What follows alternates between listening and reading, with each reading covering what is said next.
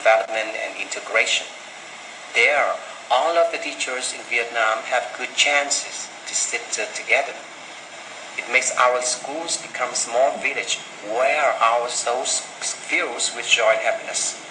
We realize that attending ETSL online classes is very necessary for Vietnamese teachers to get more than just knowledge from our well-qualified and enthusiastic instructors.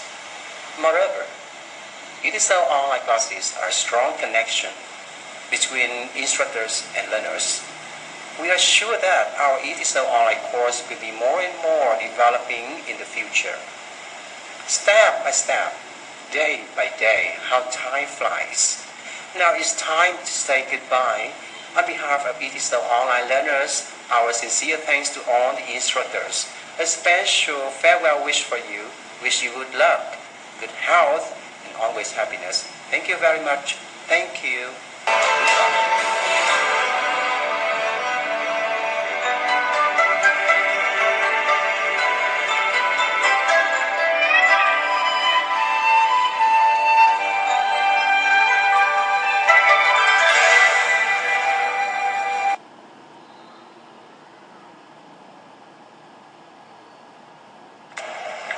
Thank you, our ETSL learners, for your nice words to us.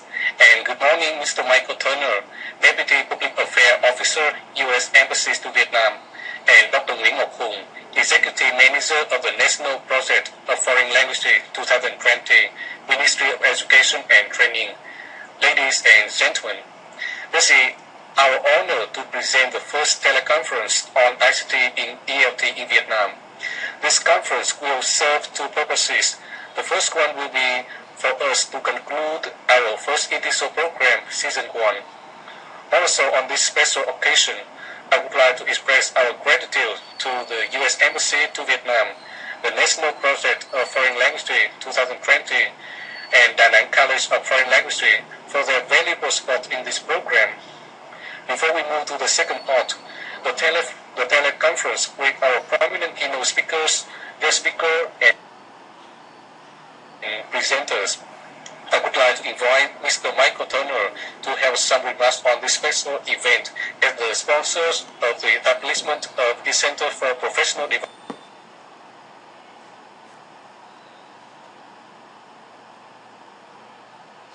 Xin chào quý vị, tôi tên là Michael Turner, tôi là chuyên viên văn hóa của Đại sứ quán Mỹ. Tôi rất là vui để nói chuyện với các bạn hôm nay. Good morning. My name is Michael Turner. I'm the Cultural Affairs Officer for the U.S. Embassy here in Hanoi. I'd like to welcome you to this conference and thank you so much for joining us today. It's an honor to be able to speak with you. I'd also like to thank very much all of the efforts of Vietnam's National Foreign Languages Project 2020. Supporting ETSL is a U.S. alumni-driven effort that provides professional development throughout Vietnam and building our English teaching capabilities throughout this great. I'd like to thank Pearson, and I'd also like to thank the Hanoi Open University for all of their help to make today's program such a success. We have a vested interest in English teaching capability, and English language ability throughout this nation. Does great things both for the Vietnamese and American people, increasing the number of Vietnamese students who can study in the United States. It increases business opportunities between both Vietnamese and U.S. companies, and it also increases mutual understanding between our two people. We have partners in this. work closely with MOET, especially on their Foreign Language Project 2020. We believe in ELT. We believe in providing training opportunities to English teachers throughout Vietnam, especially in those hard-to-reach and remote provinces. We congratulate the nearly 80,000 English teachers here in Vietnam, and we hope to continue to build on your efforts. Thank you very much, especially to our Fulbright alum, who have been so instrumental in making this project such a success. Thanks especially to Wu Huang Fu,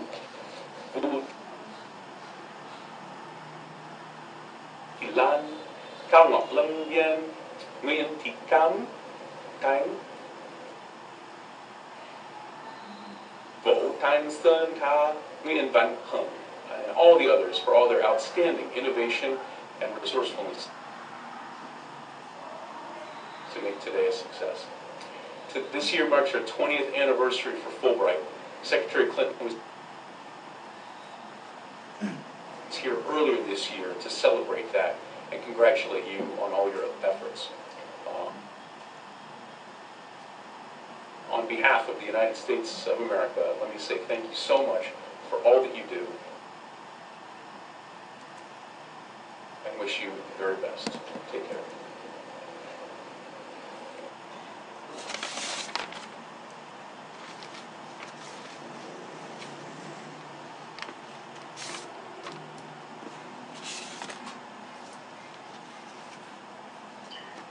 Well, thank you so much for your nice comments on our program, Mr. Michael Turner. Our first keynote speaker is Dr. Thomas Thibault from Southern Illinois University, Carbondale, USA. Dr. Thibault is currently a director of a Cola Media Center and a graduate faculty at Southern Illinois University, Carbondale, USA. Please join us to welcome Dr. Thibault.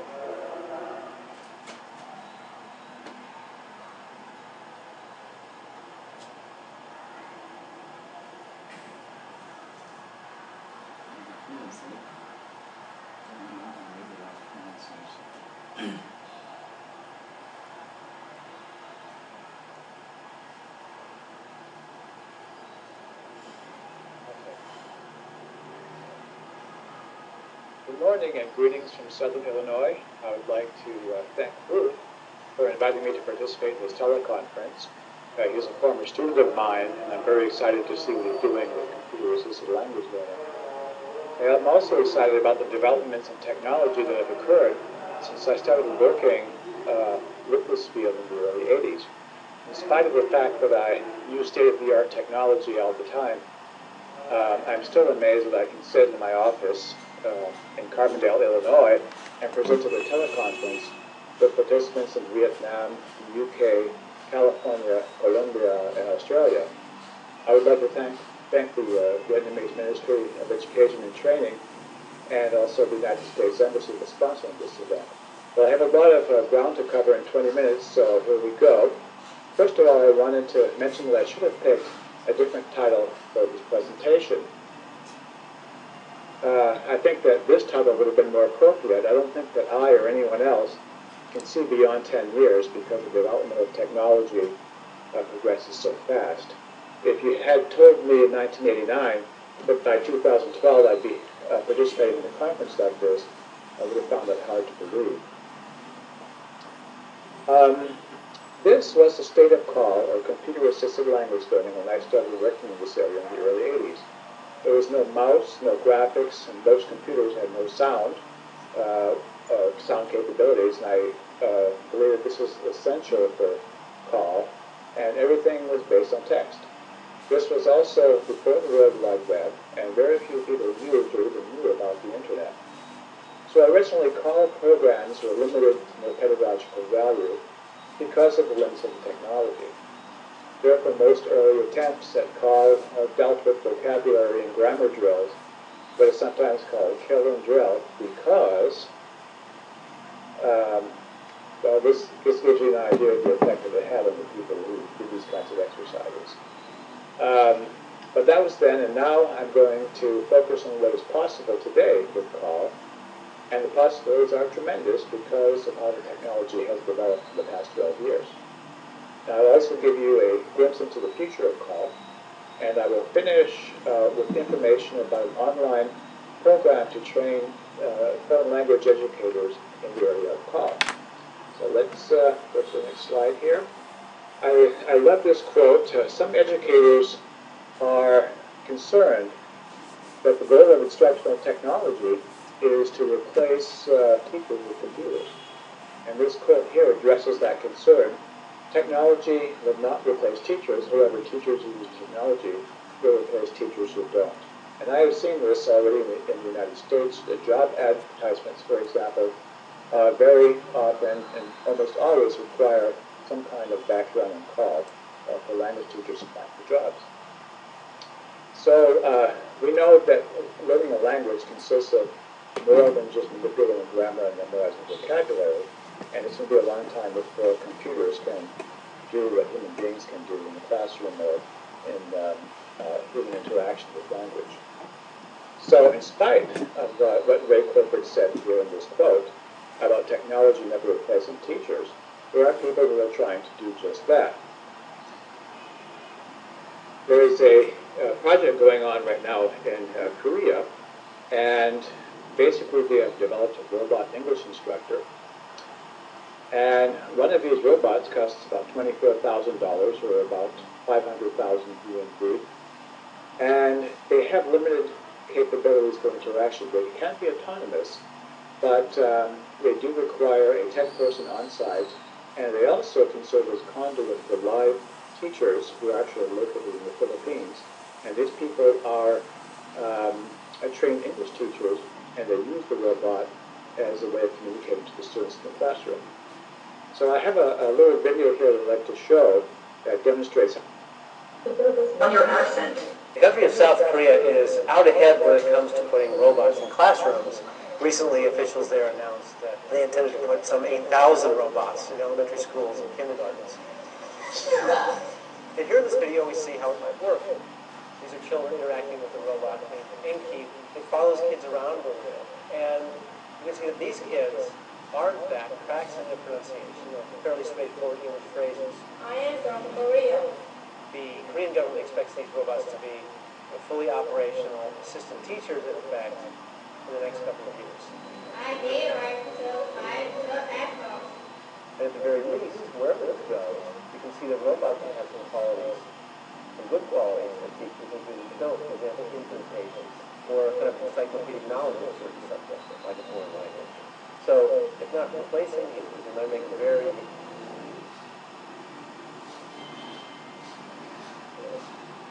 So that was Inky, which actually stands for English Jockey. Now, another area that is developing right now and can be applied in the area of computer-assisted language learning are cloud-based applications. And these are applications that are based on the web. Applications used to be something that you could download on your computer hard drive, like word processors or spreadsheets, presentation software. Now these very same applications can also exist on the web. And that means that there's less material on your hard drive, you have more space, but it also opens up the doors to remote collaboration, so people in different locations can collaborate on the same document and actually share the same document, so you don't have multiple versions in many different places. You can see real-time updates. I was working on a conference proposal with a colleague in Morocco, and while she was working on the proposal, I could see the changes that she was making in real time, and she could see my changes as well. And probably the best known of these cloud-based applications, at least the whole suite of Google Docs, which does have a word processor and a spreadsheet, and presentation software, you also make forms, and even Microsoft Office version 2013 is really coming out with these cloud-based capabilities.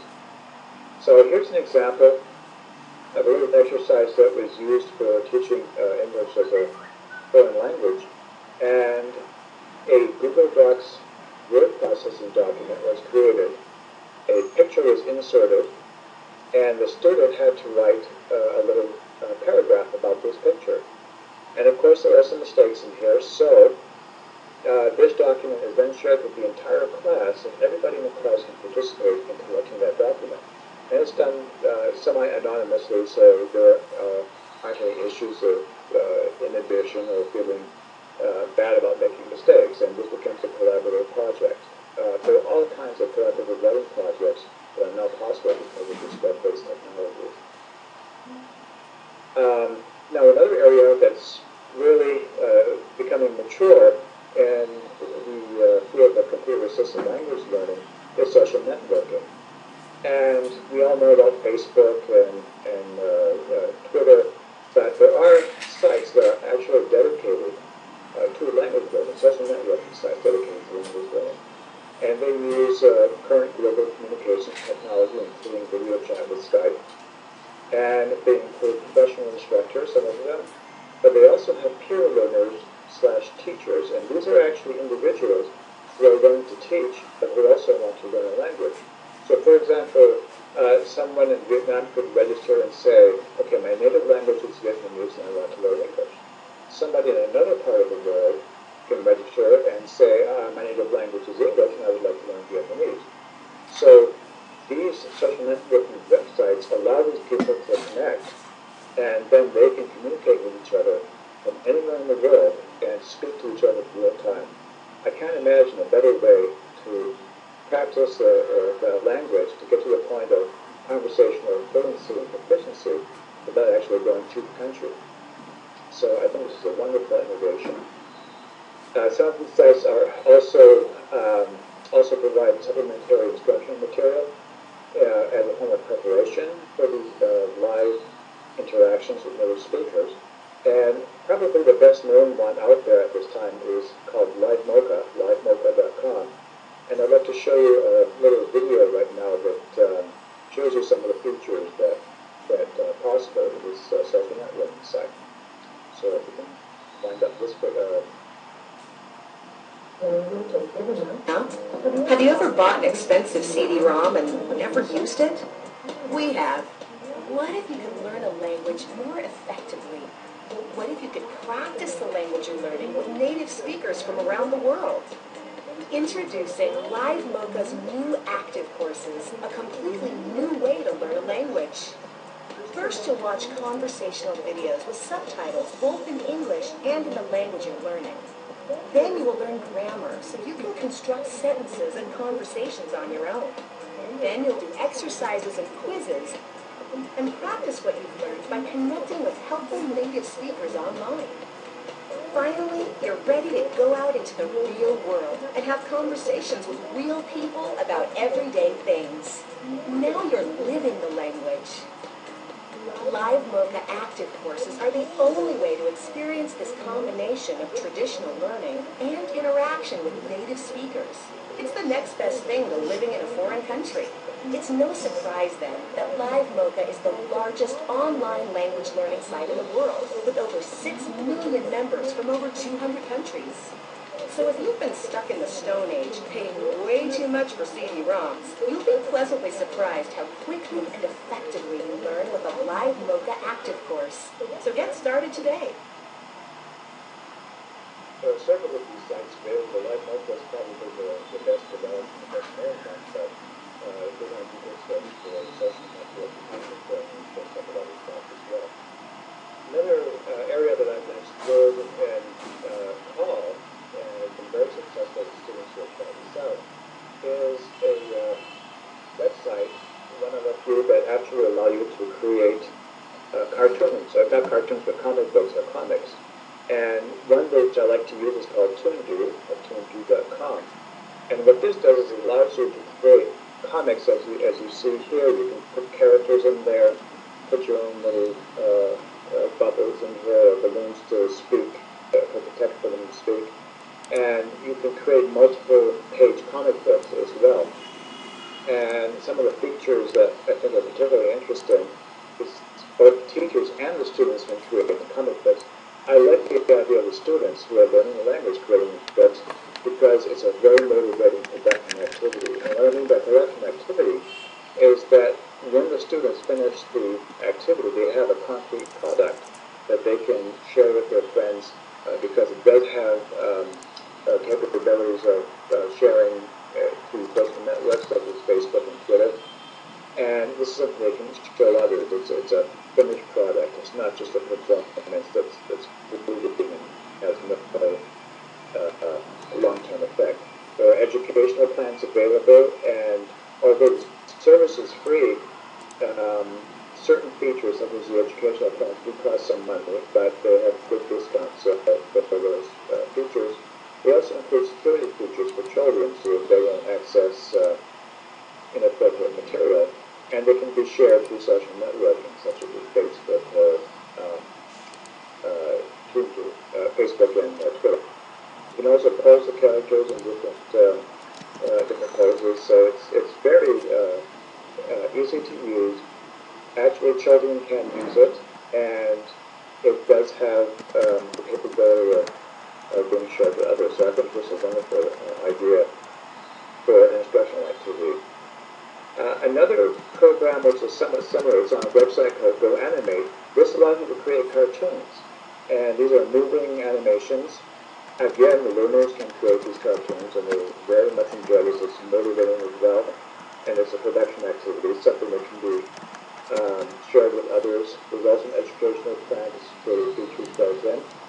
And because you can share it with others, I think the students find that very motivating because then it's something they can share with their friends and family and other people who might be interested. So here's a little movie clip, a little clip that I want to show of two school students who have gotten together and they're talking.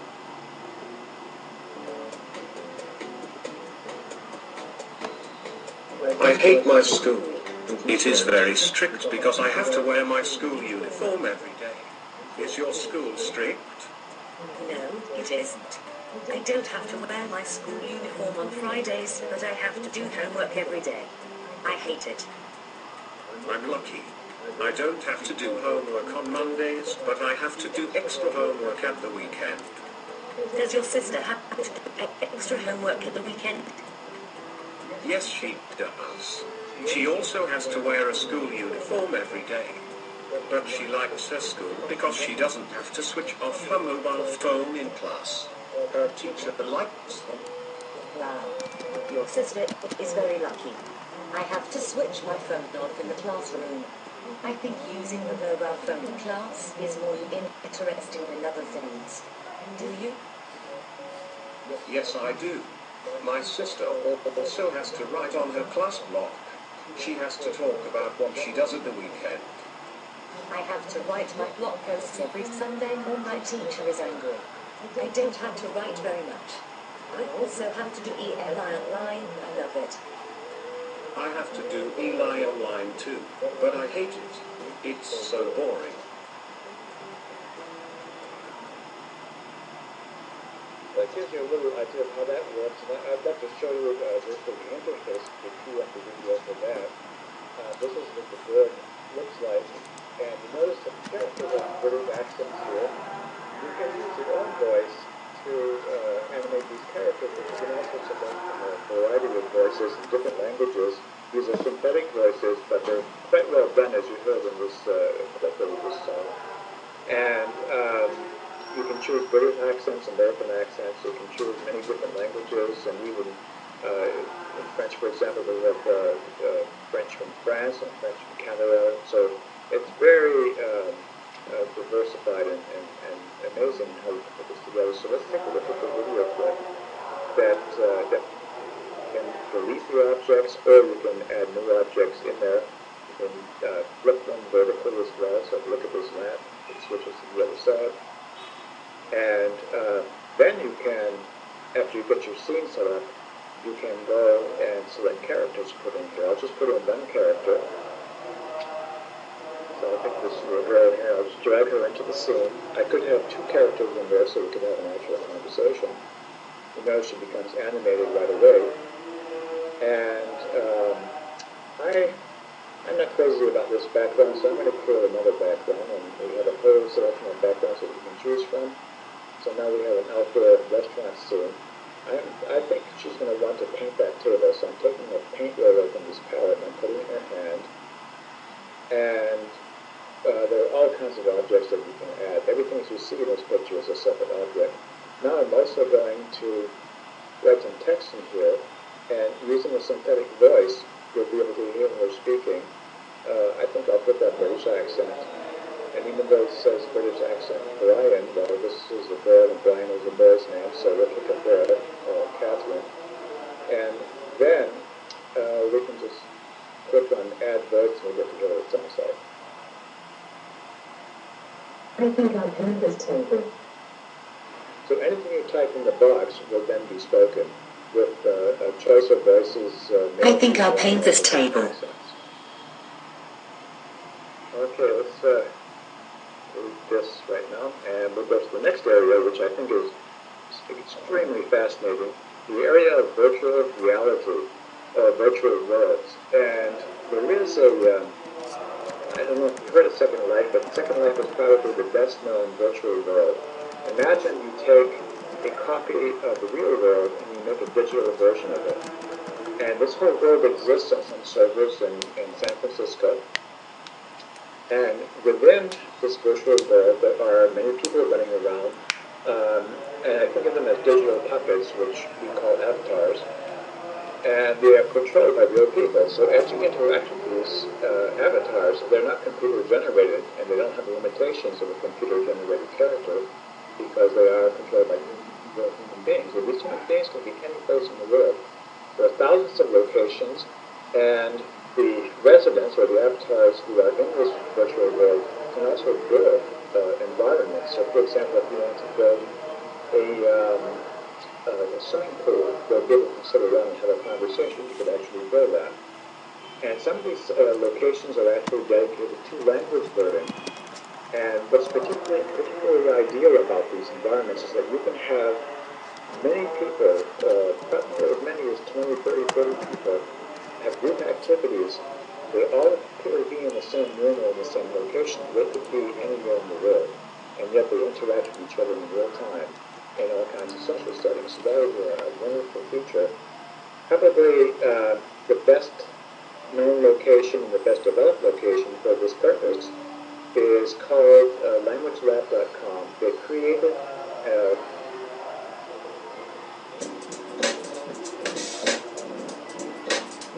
Welcome to the perfect place to improve your English. Language Lab's virtual world, English City, is an amazing city designed to help you learn English as quickly as possible. In English City, you are immersed in the language, just like in a real English-speaking city. You will meet amazing teachers, be part of a truly international community, and become fluent fast. This is how it works. You visit English City online through your computer. All you need is a headset and a good internet connection. Everyone you meet is a real person you can talk to. You can talk to native English speakers, qualified teachers, anywhere at any time. It's not a game, it's not a CD-ROM, everything is live. In English City, you can take classes at all levels, from beginner to advanced. Lessons are in real time and everyone contributes. Conversations are funny, surprising, and great for improving your English. I think there's scavengers. English City is like any real city. It has restaurants, cafes and bars, a school, business centre and hospital, an art gallery and airport, shops, parks, and there's even an oil rig. Classes can take place in any part of the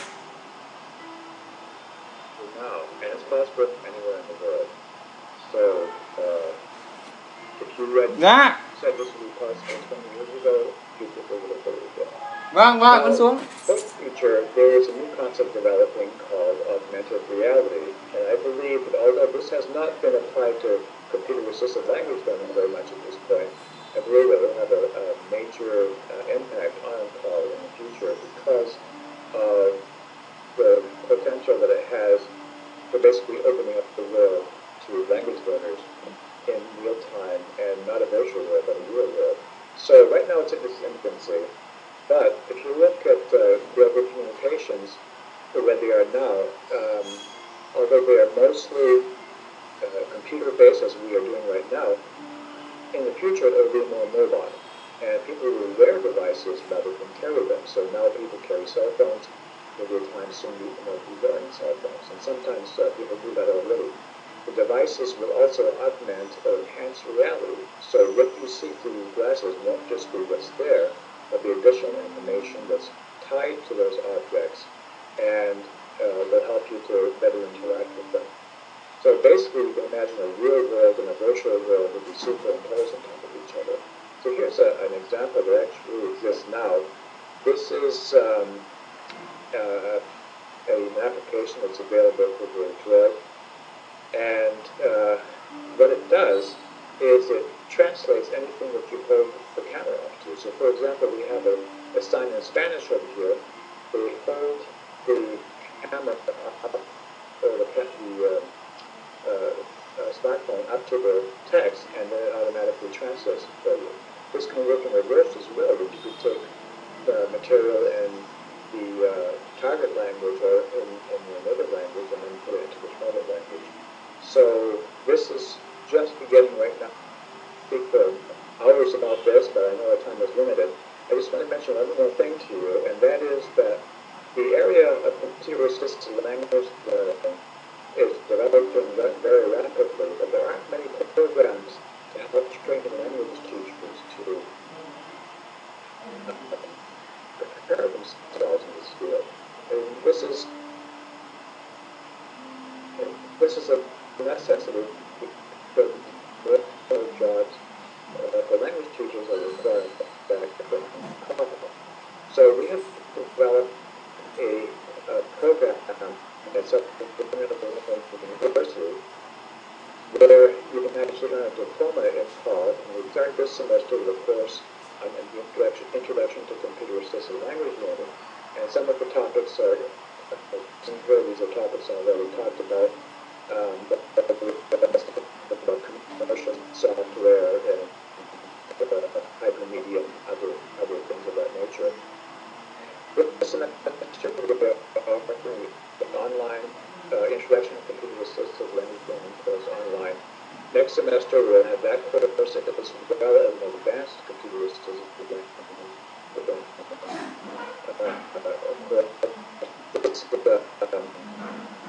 these are some of the topics that we cover in this as well. Virtual course management system, establishing a presence on the web using WordPress, developing apps for the iPhone, iPad, and Android machines, devices. You'll be able to do that as well. And with these two courses together, with a diploma on call, which will be offered through the linguistics department at Southern University.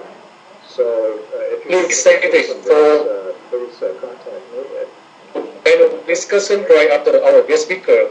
And thank you. My email or my Skype. And our next Dr. Philip Albert from Stanford University, USA. Is one of the most in the field of learning. I can imagine the technology. Please welcome Dr. Albert. So I thank you very much for your time, and I'll try.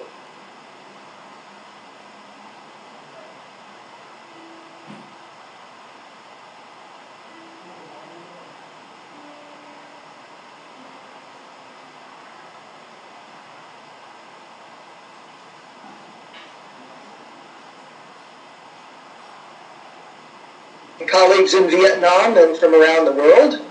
It's a pleasure to be here. I'm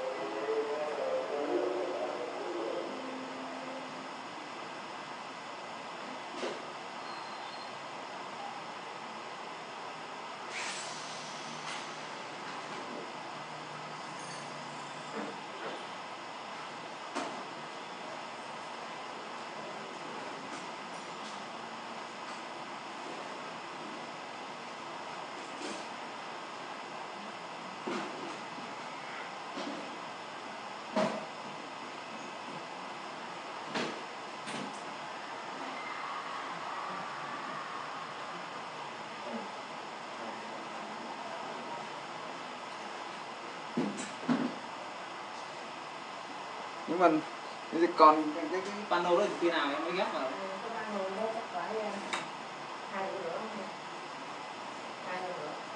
Vậy anh đưa thêm 2 triệu còn không biết là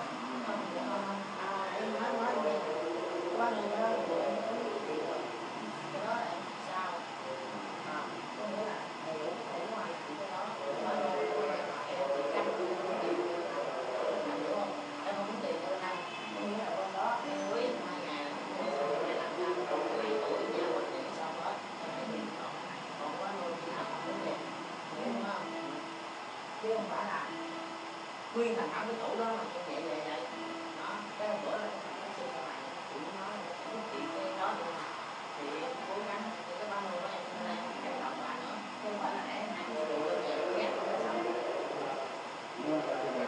làm nhất chứ làm chứ anh trời ơi làm tốt ra rồi phải làm chứ đã nữa làm phải làm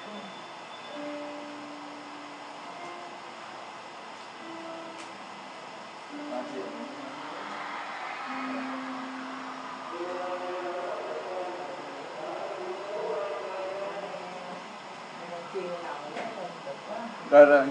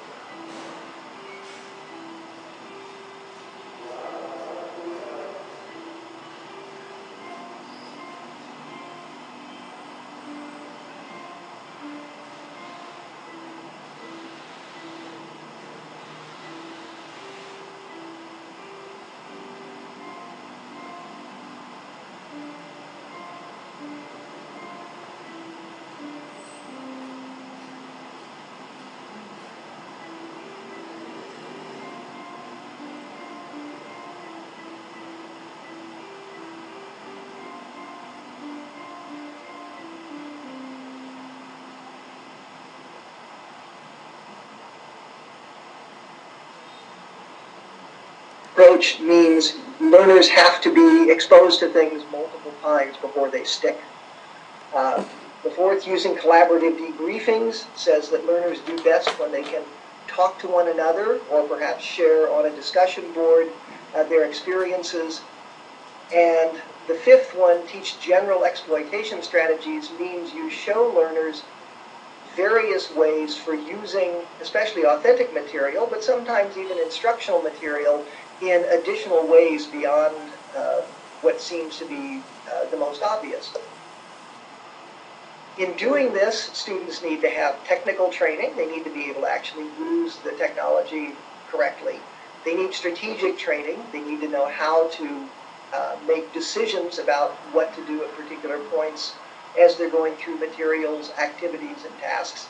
And they need some pedagogical training, especially at more advanced levels, so that they can come up with paths through the material that are in concert with what we know about second language acquisition and learning principles. There's a short article that explains some of this in more detail at this link from the World Call Conference in 2008. All right, let me move over to the last path, which is curation. And this is the newest one for me. I've been collecting materials, as have many of my colleagues, for years, and pointing students or pointing teachers in the direction of them. But this is a little bit beyond that. Curation as an idea is a convergence of increased opportunities for the learners for autonomous learning, more importance placed on that in second language acquisition theory. An explosion of authentic content. There's so much material out there, and much of it is quite good potentially for language learning. And then the availability of tools and strategies for analyzing content. So the way I define curation here is that it's the collection and organization of material with value added by an expert. Think of the person who collects exhibits for museums and art galleries and organizes them. That's where the word curator originally comes from.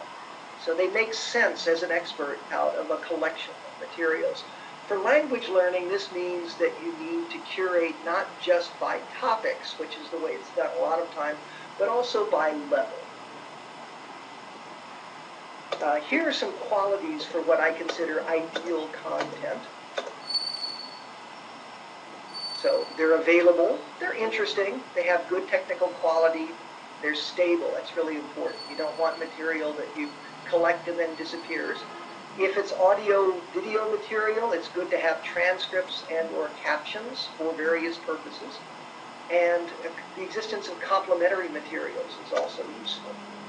I'm going to quickly give an example here because I'm running out of time. I've been curating TED Talks. For those of you who may not know, TED is Technology, Entertainment, and Design. And they've collected a lot of very good talks from their conferences. And I've been using these in my advanced listening and vocabulary class. You can take a look at that class website if you want later on. My students like TED Talks, but they find them frustrating because sometimes the interesting topics are just too obscure for them. So my project over the last year has been to start curating these for autonomous use and then to use my approach as a pilot for other collections. This is the process. Basically, I've been gathering the candidates, trying to figure out the speed, because that's important for their even more advanced abilities. If it's too fast, it's too difficult. Approximate speed of word per minute, getting the profile of the vocabulary level from that link, and then looking for unusual terms or idioms that might give them trouble.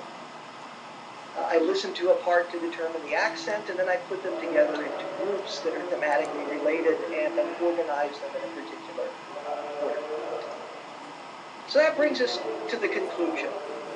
Again, I haven't been able to talk very much about any of these, but I wanted to at least get you started on the idea of these three paths so that you can look to where you and your students want to be, and instead of where you are right now, and think about how each of these paths might be helpful to you.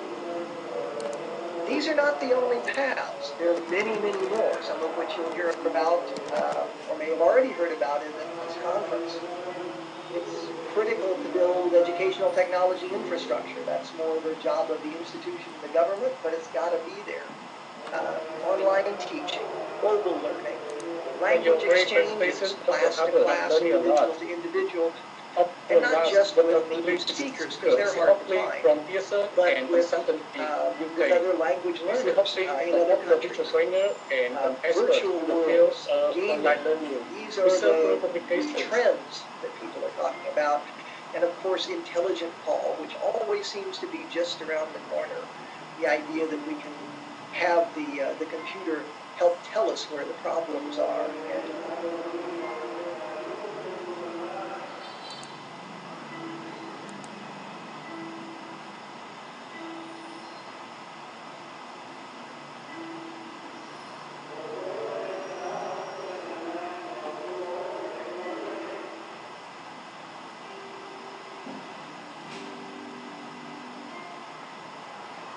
Are you there?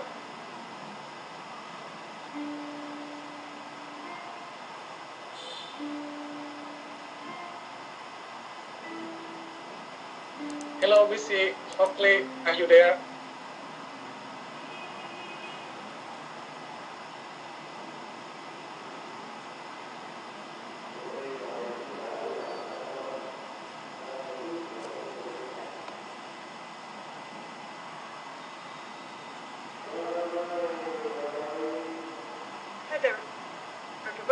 A slight hitch there where we had a bit of a crash putting on the audio. Can I just check that everybody is hearing me okay? It's just time. Yes, in the window.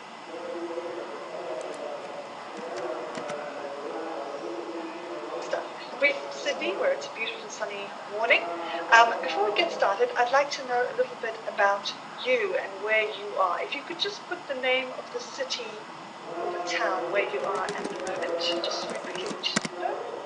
Great, so we've got Hong Kong, Melbourne. Lovely. Okay, raise my voice. I'll see if I can do something about the volume settings. Share on your webcam. Thank you. No, can you Sorry, please share your webcam? Okay, there you go. And the state. It's wonderful.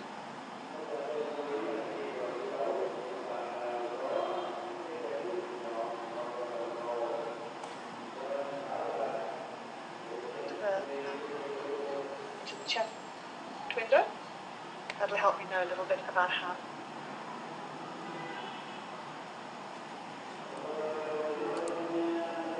Wonderful. Okay, so we've got both, it looks like, adults and young learners.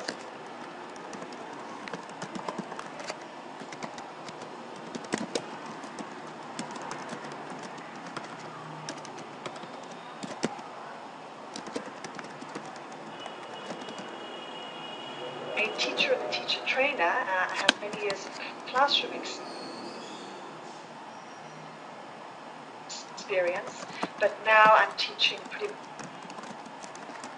seen these statements. How many of these do you think are true? Could you put in the chat window if you think all 3 are true, or 2 are true, or 1 is true, or perhaps none are true?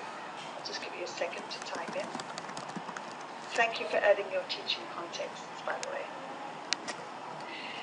Okay, Krang is first off the mark there, saying that 2 are true. Some people think all are true. Some people think 1, 2. Okay, it's not easy. It's not clear.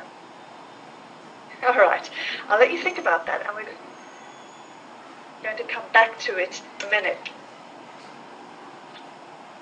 You may have heard of Clay Shirky. He's a very well-known educator. Give me a second to read it.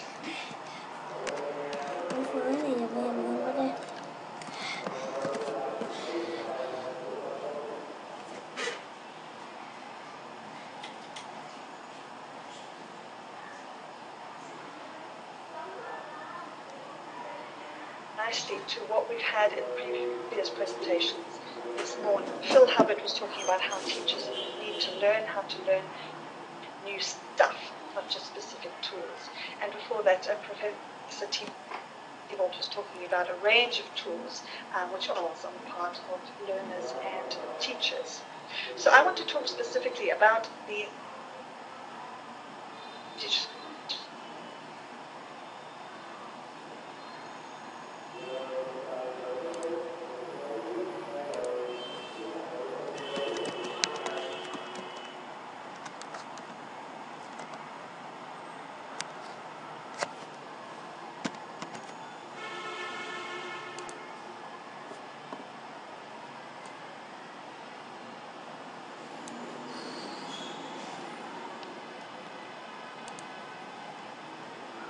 We start right there with a focus on language, and then around in that circle some of these sub-literacies, sub-skills.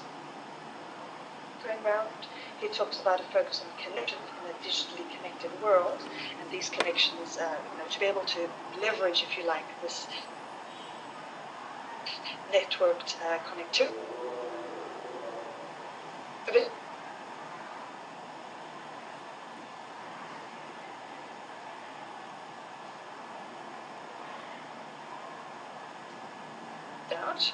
Which I'm going to give you, and I'm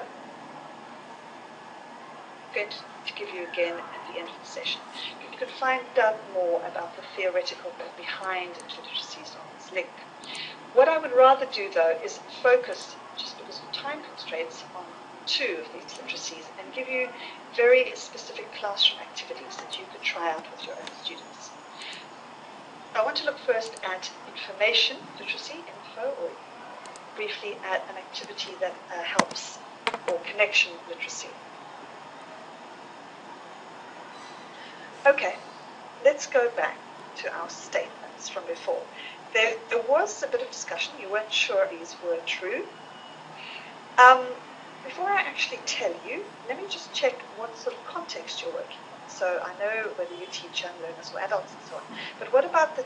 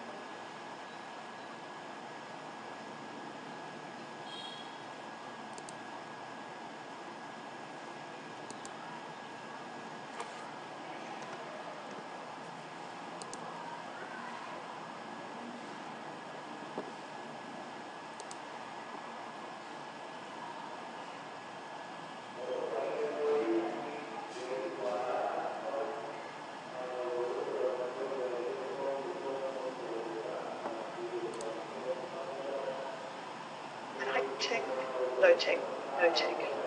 We'll talk about how we adapt them.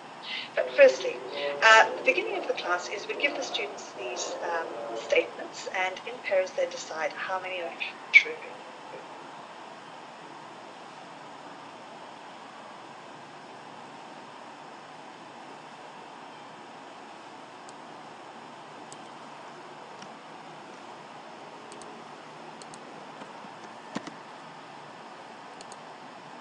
Answers and look at the results that come up on the screen in front of the class.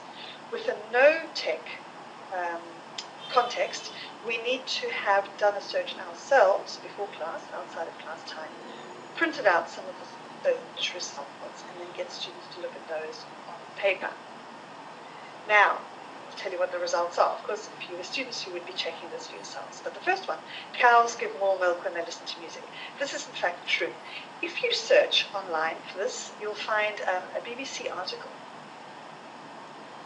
about it and a Telegraph article in which apparently cows played music. They produced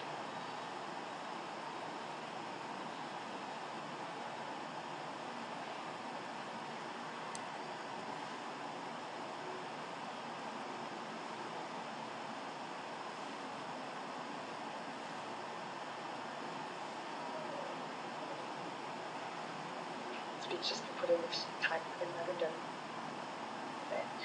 If you search for ants don't sleep, you'll typically go to sites like Gussing, and it's one of those kind of urban myths that's doing the round. People say, "Oh, I've heard that ants don't sleep." You'll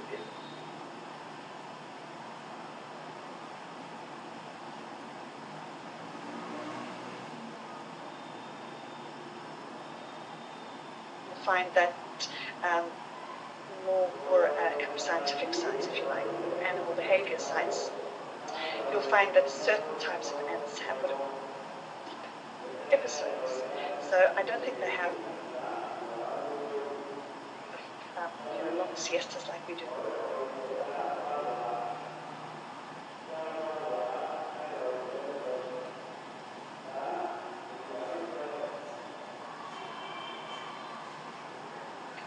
But again, if you search for this online, you will go to sort of chat forums and so on to be true.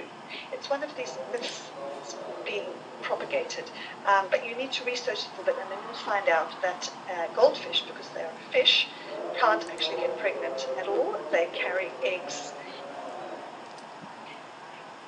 And this just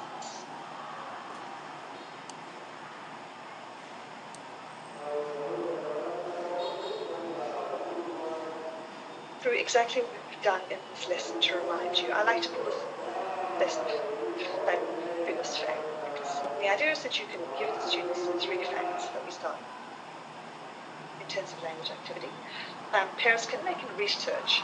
They can either research online on devices.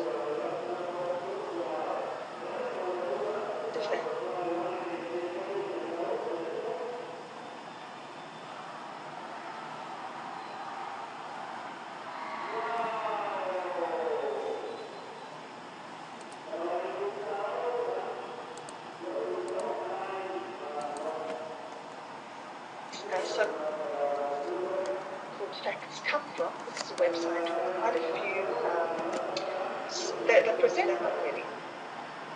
So you can then send students to this page, and they can choose a few, research, triangulate the information, and then present it to other groups, and then they can guess whether it's true or false. So we have there a nice 1-hour class based on searching for information online and evaluating that information, checking and triangulating information. This is a basic literacy, information literacy. Here's Clay Shirky again. I love this guy. We have this tendency, because of all the stuff that's online, just to take things at face value. Clearly.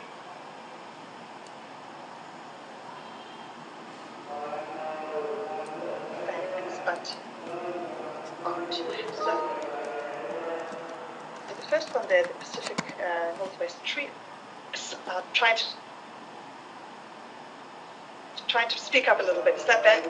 Pacific Northwest Tree Octopus is a wonderful spoof or joke site where you can take to get to evaluate information. And the link that I gave you earlier, which I'll give you again, you'll find a complete lesson plan you can do.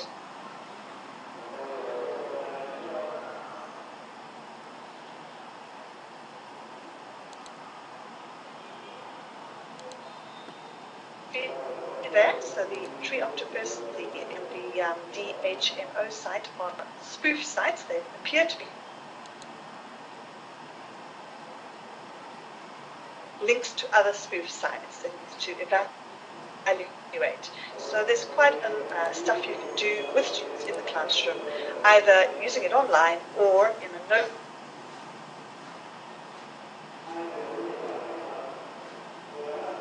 They're short of time. I think I had them for 5 minutes. So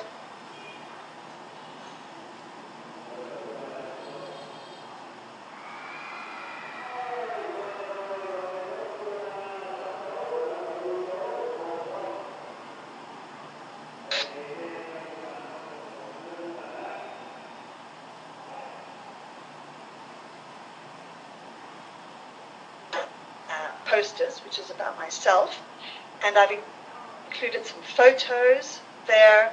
There's some images of books and so on, some comments, and it's a little bigger than you can see there in the screenshot. I'm introducing myself to the group, and then our teachers create their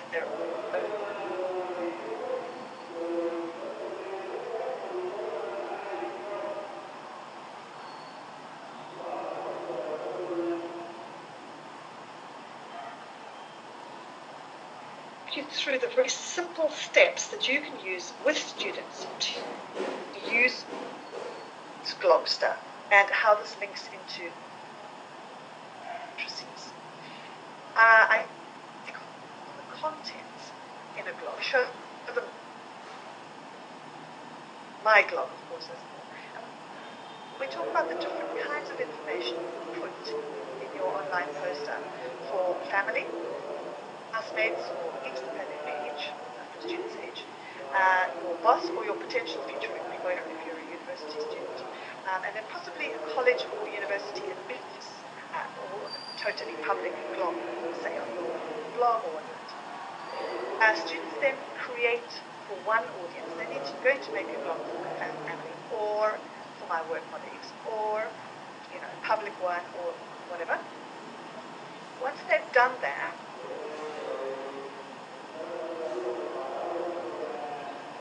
standing up in front of the class, and the class needs to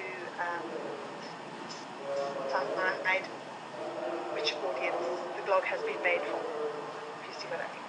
So what we're doing here is a very simple personal presentation activity, something that we always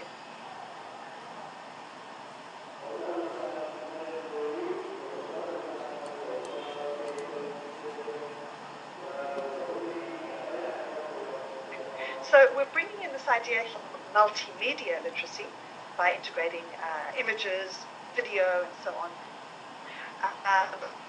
But also personal literacy. A large part of personal literacy these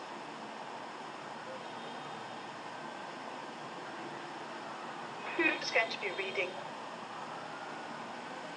who's going to be listening to you, and what sort of do you want to give? Overt, conscious skills are an important part of personal literacy these days in the 21st century. Okay, I am aware that I'm rushing through things a little bit. This is Howard Rheingold, a very nice final comment there. I think this ties in again very nicely with what Phil was talking about, getting teachers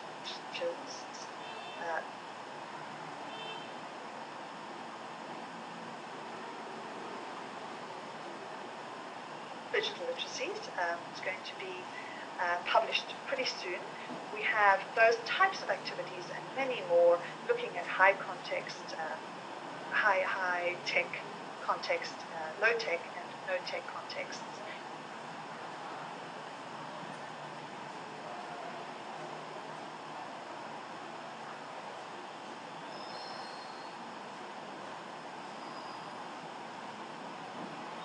Out the lesson plan, the digital literacy links. So just remains for me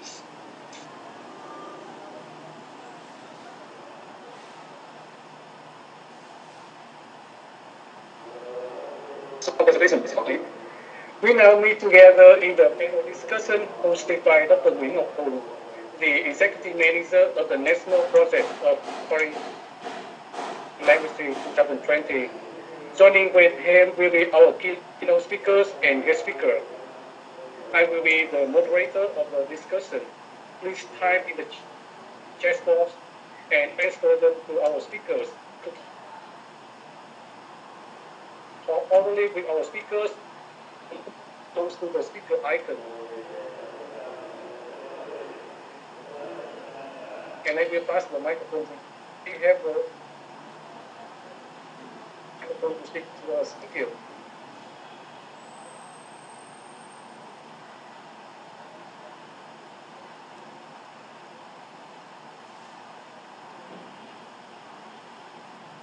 Hello, viewing session in and share with us and with me.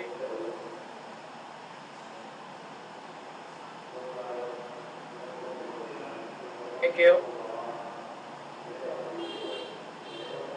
Right now, if you have any question, feel free to type my microphone. Thank you.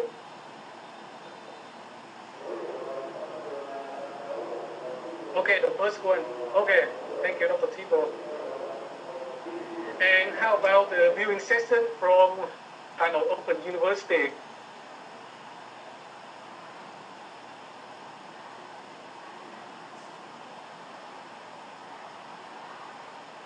Hold on, no. And Tính Đặng, I'm waiting the signal from the Open University first. I'm sorry for the delay.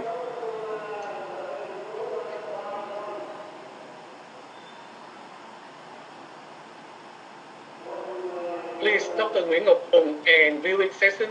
Okay, there you go. Thank you.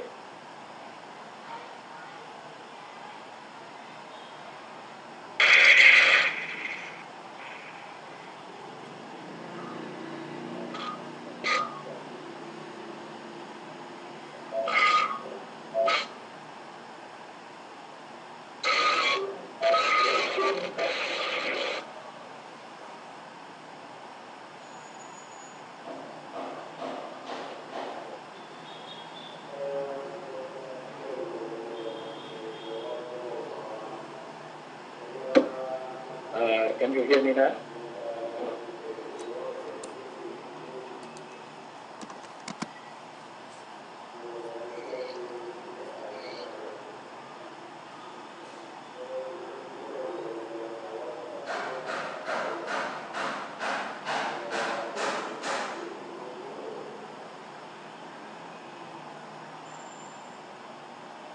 I'm sorry for the technical problem. So,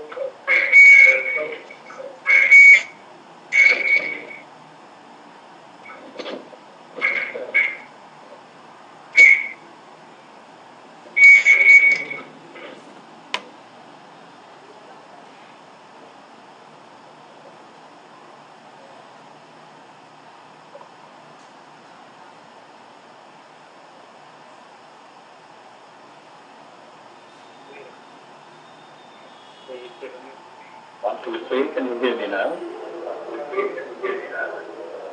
Okay. Very good.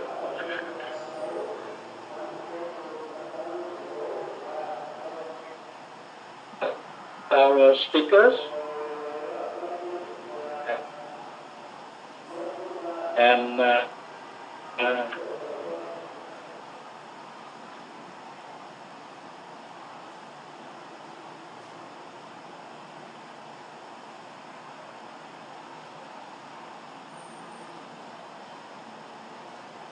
because we have a viewing session in university for the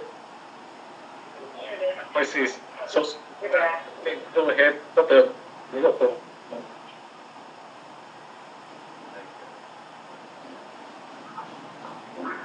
Our speaker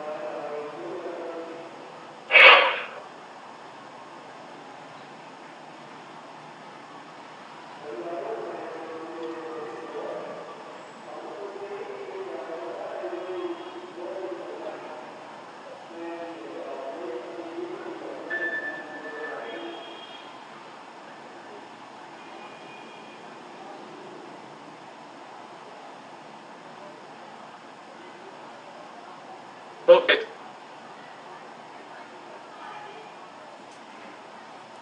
It's okay now. I will run. Okay. And Dr. Liverpool, can you go ahead now? Can you go ahead now?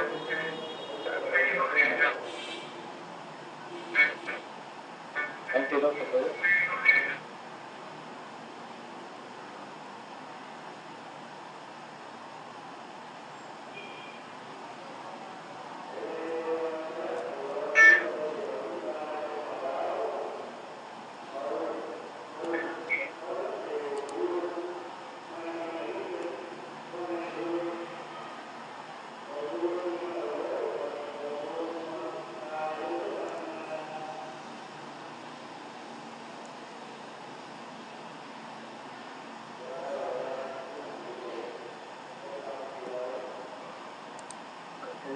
Doctor?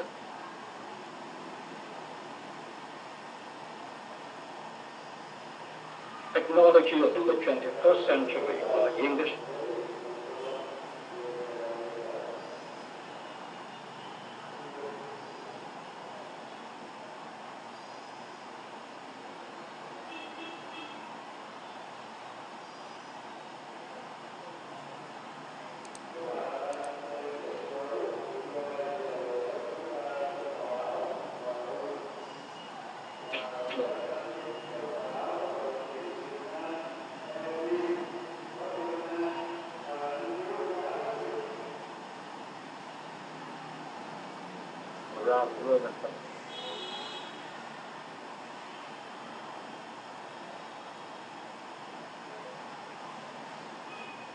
Also, we have listened to first-century digital literacy.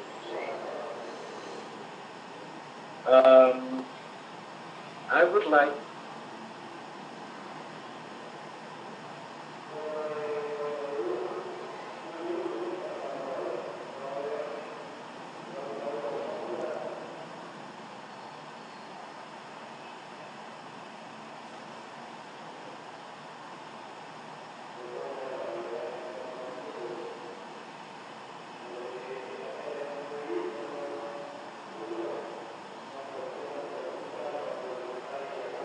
please go to Capital and say that we have a microphone there for you. If you want to ask the questions in writing, give it to Zoom and we will have it on the net. Thank you.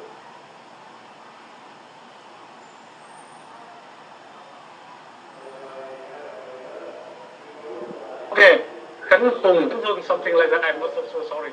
What is the role of a teacher in online learning?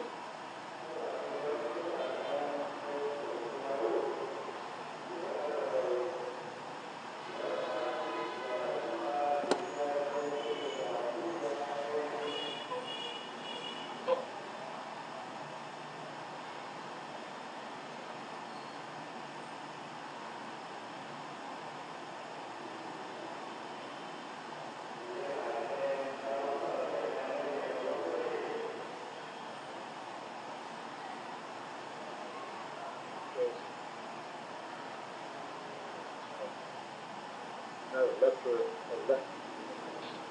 like the interaction with the student. With online learning, having to express that, Asia, we have a lot of difficult times look at full screen using some technology that's available so that I can see what she's doing. I can assure Lenore.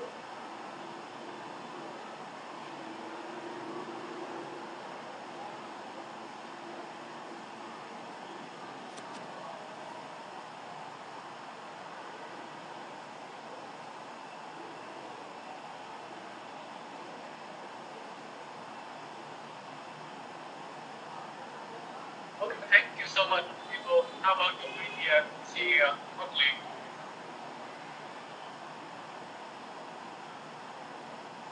Yes. Yes, perfect. I can hear you clear.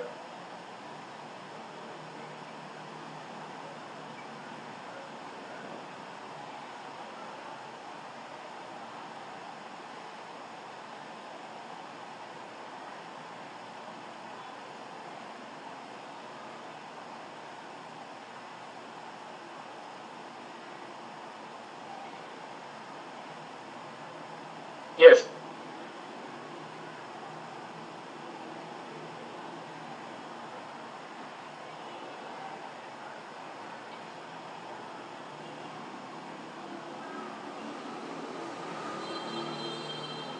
Well, the question is, what is the role of a teacher in online learning?